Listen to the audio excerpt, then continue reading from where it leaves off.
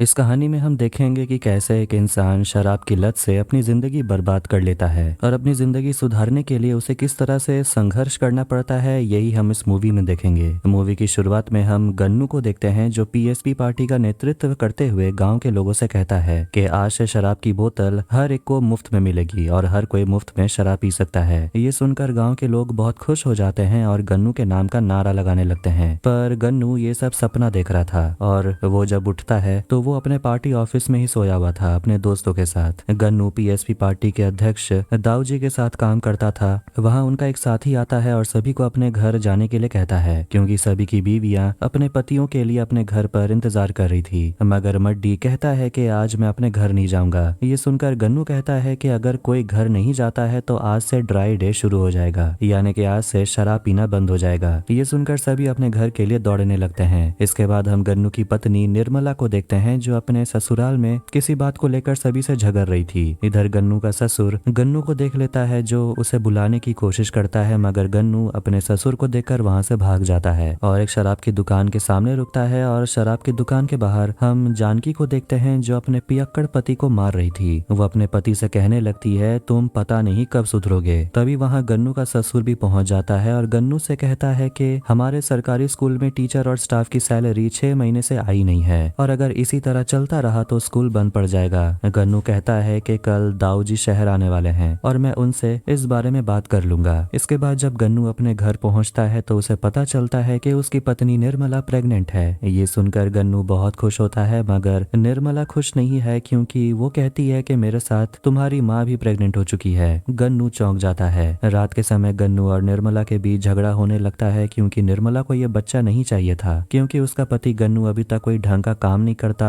गन्नू कहता है मैं दाऊ जी का खास आदमी हूँ और इस साल मैं पार्टी का कॉर्पोरेटर बन जाऊंगा। अगले दिन दाऊ जी गांव में पहुंच जाते हैं, मगर उन्हें लेने के लिए वहां गन्नू नहीं आता बल्कि उनके पार्टी का ओपोनेंट का बेटा सत्येंद्र उर्फ सत्तो उन्हें लेने के लिए पहुंच जाता है और दाऊ जी से कॉर्पोरेटर का चुनाव जीतने की मांग करता है। मगर दाऊ जी कहते हैं कि इस गाँव में एक ही शराब की दुकान है और अगर इस वार्ड से तुम जीत जाते हो तो कॉर्पोरेटर जरूर बन जाओगे। सत्तो खुश हो जाता है। तभी वहाँ गन्नू आ जाता है और उसे देखकर दाऊ जी खुश हो जाते हैं। गन्नू बताता है कि इतने सालों से मैं आपके लिए काम कर रहा हूँ, मगर मेरी एक ही इच्छा है कि मैं कॉर्पोरेटर बन जाऊं क्योंकि अगर मैं कॉर्पोरेटर नहीं बना तो मेरी बीवी अपने बच्चे को गिरा देगी। दाऊ जी गन्नू को यकीन दिलाते हैं कि कॉर्पोरेटर तू ही बनेगा, इसके लिए मैं तेरी मदद करूंगा। अब ऐसे ही करते करते होली का दिन आ जाता है। गन्नू अपने दोस्तों के साथ होली खेल रहा था, लेकिन सामने चौराहे में बहुत बड़ी जाम लगी हुई थी और वहाँ सत्तो पहुंच जाता है। सत्तो गन्नू से कहता है कि अगर इस भीड़ को हटाना है तो मेरे थूके हुए लड्डू को खा जा और यहाँ से चला जा।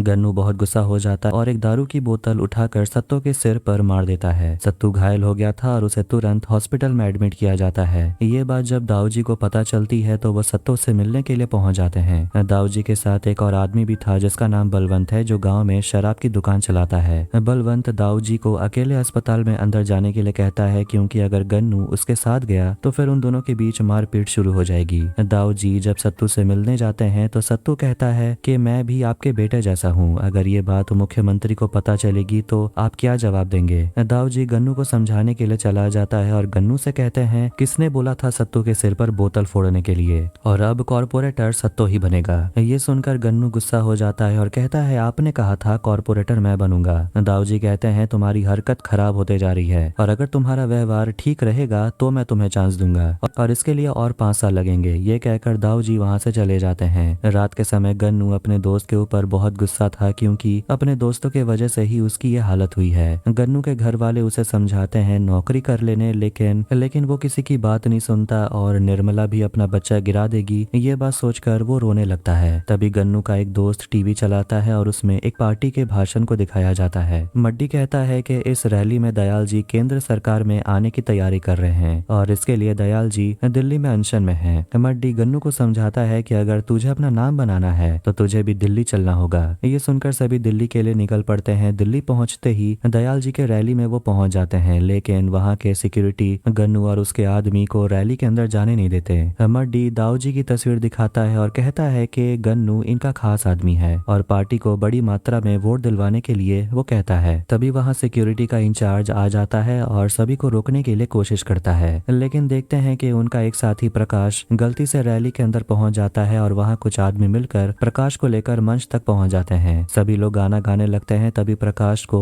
चैनता का फोन आता है और प्रकाश पूछता है कि दयाल जी मेरे सामने बैठे हुए हैं, क्या मैं उन्हें किडनैप कर लूं? चैनता गन्नू से पूछता है कि दयाल जी प्रकाश के सामने ही हैं और दयाल जी को किडनैप करना है या नहीं। ये सुनकर सिक्योरिटी इंचार्ज पुलिस को बुलाने की कोशिश करता है। इधर प्रकाश दयाल जी से कहता है कि मैं आपको किडनैप करने के लिए आया हूँ और आपको मेरे साथ चलना होगा। दयाल जी को लग रहा था ये सब एक नाटक है और ये आदमी उनके पार्टी का ही सदस्य है। प्रकाश दयाल जी को पकड़ के वहां से ले जाने लगता है। तभी पुलिस वहां आ जाती है और प्रकाश और गन्नू और उसके सभी साथियों को जेल में बंद कर देती है। उन लोगों को छुड़ाने के लिए बलवंत पुलिस स्टेशन पहुंचता है और सभी को छुड़ा लेता है। पुलिस स्टेशन के बाहर दाऊ जी गन्नू का इंतजार कर रहे थे और गन्नू से कहते हैं आज के बाद से तुम हमारी पार्टी के लिए काम नहीं करोगे, तुमने हमारा नाम मिट्टी में मिला दिया है। इसके बाद हम गन्नू के घर में देखते हैं जहाँ निर्मला के बच्चे का नामकरण का पूजा हो रहा था। वहाँ पर जानकी भी थी जो निर्मला के हाथों पर मेहंदी लगा रही थी, लेकिन वो दुखी थी क्योंकि उसका पति सारे पैसे शराब में खर्च कर देता है और उसने वो सारे पैसे अपनी बेटी के पढ़ाई के लिए जमा कर रखे थे।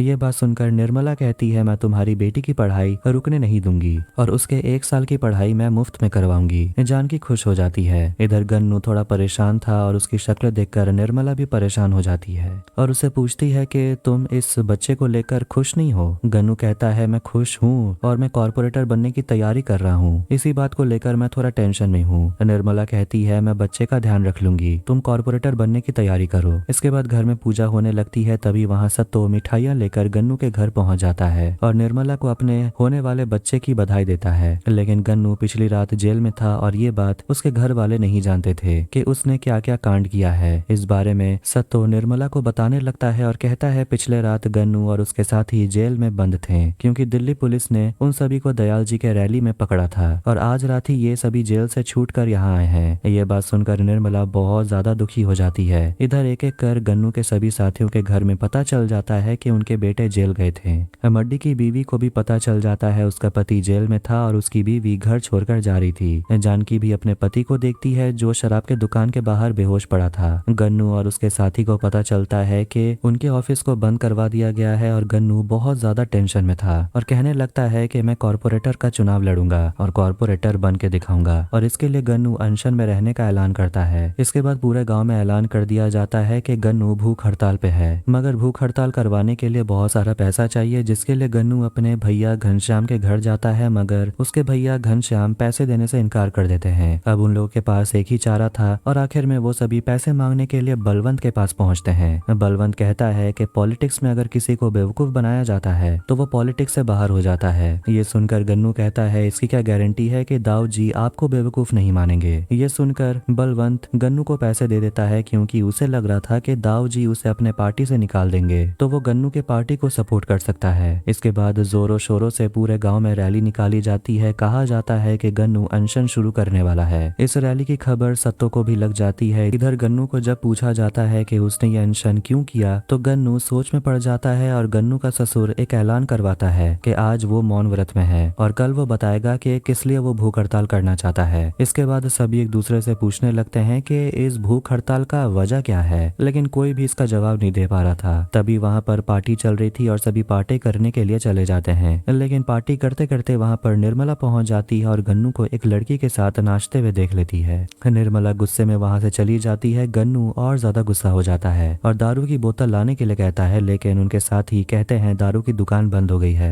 गन्नू बलवंत को फोन लगाता है और शराब की बोतल भेजने को बोलता है। बलवंत मना कर देता है और कहता है कल सुबह तक इंतजार करने। गन्नू गुस्से में कहता है कि आज पूरी रात हमें शराब चाहिए। बलवंत भी उसे गाली देने लगता है और गन्नू भी गुस्से में आकर फोन काट देता है। सभी दुकान तक पहुंच जाते हैं और दुकान का ताला तोड़कर शराब की बोतल ले लेते हैं और पूरी रात शराब पीने लगते हैं। अब सुबह हो जाती है और बाहर लोगों की भीड़ जमा हो जाती है क्योंकि अगले दिन गन्नू ने कहा था कि वो कारण बताएगा कि वो भूख हड़ताल क्यों करना चाहता है। गन्नू अभी नशे में था और वो किसी तरह उठता है और मंच तक पहुंचता है, लेकिन उसे अभी तक नहीं पता कि वो बोलने क्या वाला है और वो किस लिए भूख हड़ताल कर रहा है। गन्नू नशे में था और वो नशे में कहता है शराब बहुत बुरी चीज है, शराब पीने से लोगों की जान चली जाती है और आज के बाद से कोई भी शराब नहीं पिएगा। जानकी वहाँ पहुंच जाती है और गन्नू को सपोर्ट करती है। धीरे धीरे वहाँ सारी औरतें गन्नू का सपोर्ट करने लगती हैं। बलवंत वहाँ पहुंच जाता है और सभी से कहने लगता है कि गन्नू तू तो खुद एक बेवड़ा है, तू क्या दारू की दुकान बंद करवाएगा। बलवंत पूरे गांव में ऐलान करवाता है कि अब शराब की दाम 1/4 कम हो गई है।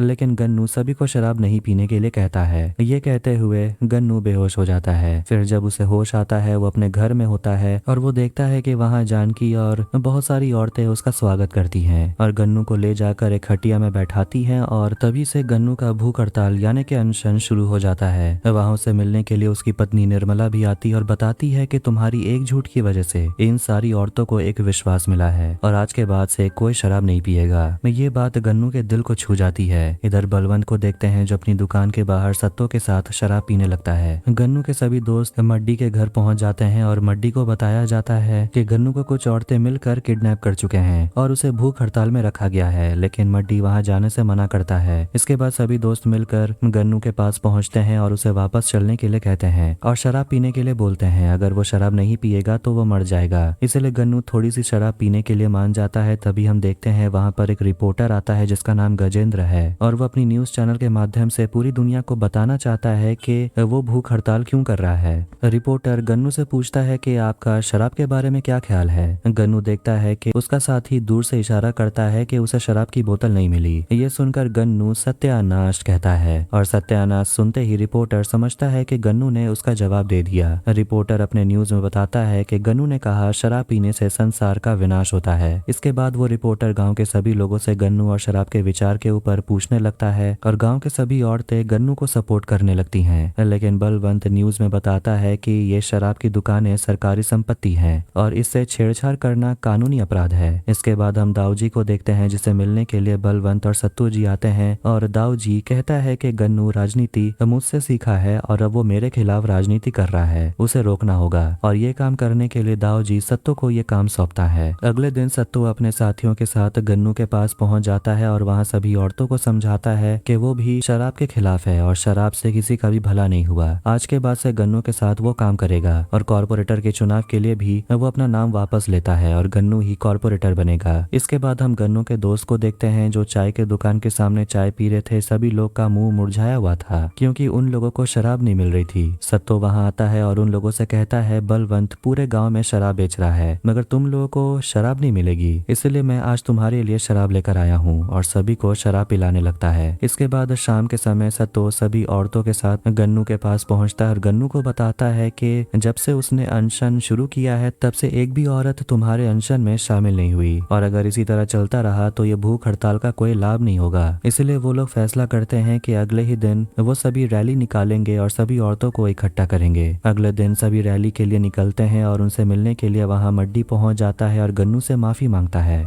और उसके साथ रैली में शामिल हो जाता है। आगे बढ़ते बढ़ते वो सभी बलवंत के दुकान को देखते हैं जहां बलवंत भी था और बलवंत गन्नू को एक शराब की बोतल देने का फैसला करता है, लेकिन गन्नू एक पत्थर उठाकर शराब की बोतल को फोड़ देता है। फिर से आगे बढ़ने लगता है। इधर रात के समय निर्मला गन्नू से मिलने के लिए आती है और गन्नू को बताती है कि उसे कोई अफसोस नहीं है कि उसका होने वाला बच्चे का पिता गन्नू है और ये बात सुनकर गन्नू बहुत ज्यादा खुश हो जाता है। फिर वहां उसे मिलने के लिए उसका दोस्त मड्डी आता है और गन्नू से उसका हालचाल पूछता है। मड्डी बताता है कि चाय की दुकान में सत्तो सभी को मुफ्त में शराब पिला रहा है। गन्नू कहता है कि वो सब मेरी मर्जी से वहां पर शराब पी रहे हैं। इसके बाद मड्डी भी सत्तो के पास चला जाता है शराब पीने और उसी रात सत्तू बहुत सारे औरतों के साथ गन्नू के पास आता है और गन्नू के साथ अकेले में बात करने के लिए अंदर चला जाता है। यहाँ सत्तू गन्नू को धमकाता है कि अगर तू शराब नहीं पिएगा तो कल तक तू मर जाएगा। ये सुनकर गन्नू शराब पीने के लिए मान जाता है। जैसे ही सत्तू शराब की बोतल उसे पीने के लिए देता है गन्नू सभी औरतों को वापस बुलाता है और वहाँ रिपोर्टर भी पहुंच जाता है और सत्तू को रंगे हाथों पकड़ लेता है और सभी को पता चल जाता है कि सत्तू एक गद्दार है और वो गन्नू को भूख हड़ताल बंद करने के लिए शराब पिलाने की कोशिश कर रहा था। सत्तू वहां से जान बचाकर भाग निकलता है और इसके बाद सभी औरतें शराब की दुकान में पहुंच जाती हैं और शराब की दुकान को बंद करने की कोशिश करती हैं और पूरे न्यूज़पेपर में बताया जाता है कि कैसे सत्तू ने गन्नू को शराब पिलाने की कोशिश की और ये बात दाऊ जी को पता चल जाती है। इधर गन्नू सभी औरतों के साथ मिलकर इलेक्शन ऑफिस में पहुंचता है जहां वो इलेक्शन लड़ने के लिए फॉर्म जमा करता है। तभी वहां पुलिस भी पहुंच जाती है और गन्नू को पकड़ के पुलिस स्टेशन ले जाने की कोशिश करती है, पर सभी औरतें पुलिस वालों को रोकती हैं और हम देखते हैं कि जानकी गुस्से में आकर अपने आप को जला देती है। ये देखकर गन्नू चौंक जाता है और पुलिस उसे पकड़ के जेल में बंद कर देती है। इसके बाद जानकी को हॉस्पिटल में एडमिट किया जाता है क्योंकि वो अभी तक जिंदा थी।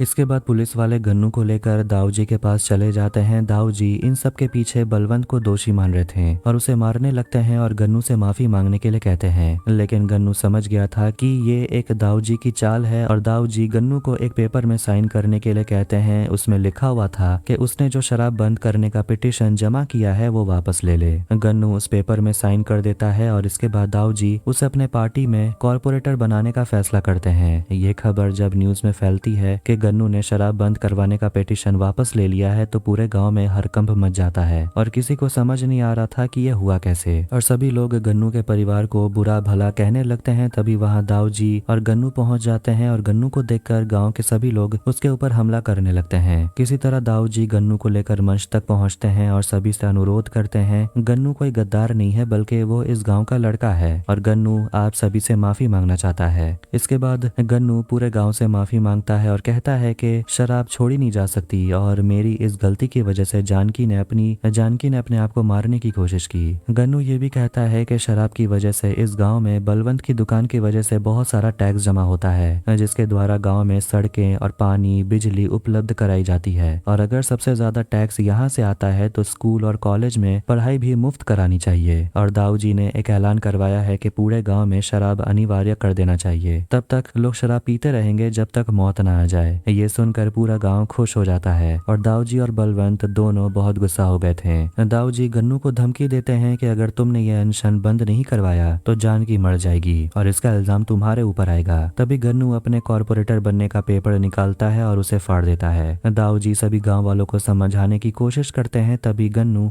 अपने अंदर रखे हुए ऑडियो रिकॉर्डर को निकालता है और पूरे गाँव को सुनाने लगता है, जिसमें हम सुनते हैं कि दाऊ जी ने जानकी को मारने की धमकी दी है और इसका इल्जाम गन्नू के ऊपर आएगा। ये बात जब पूरे गाँव वाले सुन लेते हैं तो सभी गन्नू को प्रोत्साहित करने लगते हैं और दाऊ जी भी शॉक्ड हो जाते हैं और अपने इस हरकत की वजह से उसे पार्टी से बर्खास्त कर दिया जाता है और आगे से कोई भी इस पार्टी से चुनाव नहीं लड़ पाएगा। इसके बाद पूरे गांव में शराब बंद करवा दिया जाता है। इधर हम देखते हैं कि गन्नू को जुड़वा बच्चे होते हैं और आखिर में मुख्यमंत्री जाकर गन्नू के भूख हड़ताल पानी पिलाकर तोड़ते हैं और इसी के साथ और उसे इस गाँव का कॉर्पोरेटर बना दिया जाता है। और इसी के साथ ये फिल्म यहीं पर खत्म होती है। अगर वीडियो पसंद आए तो वीडियो को लाइक करें, चैनल को सब्सक्राइब करें। मिलते हैं नेक्स्ट वीडियो में। Take care.